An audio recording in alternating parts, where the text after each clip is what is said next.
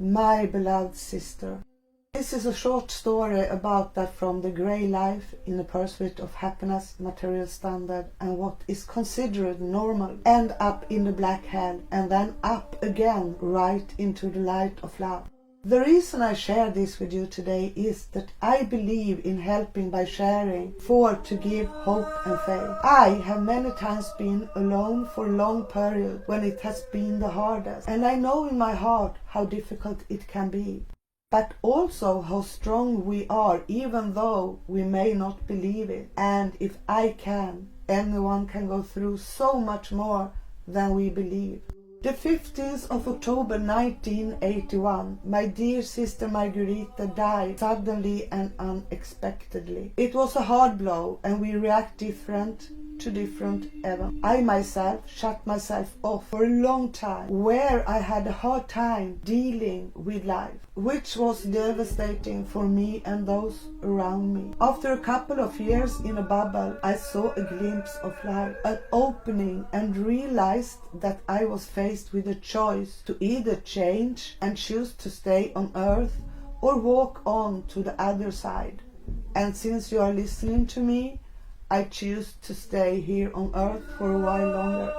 At the same time, I choose to walk the spiritual path and to live in love and truth. And I can say that it feels like it has been a long road with many difficult trials. And sometimes on my way, I have wondered if I should really stay. But when it has been the most difficult, a force within me has come forward and said, fight on and focus on your task here on earth. And I have answered, what a devilish task. Though deep inside I have to some extent known what my task is. I remember that you, sister, always told me to move from the city we grew up in, and I laughed and said, yeah, of course, sure. But inside me I thought that, my God, she's crazy.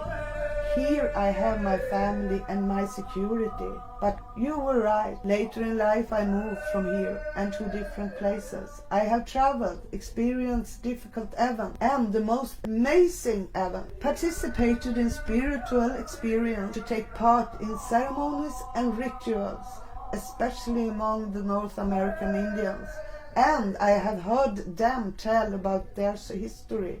And I have met fantastic people on the way. And I have learned to not be afraid of trying new ways, and that release pain. Today I am back near our hometown, living in a small croft in a small forest and living life. During the day I have reflected on my life and can see it as a puzzle where one piece after another has been put in place, and my journey has been full of events that I could never have imagined when you were disappearing. With that, I send you all my light and love.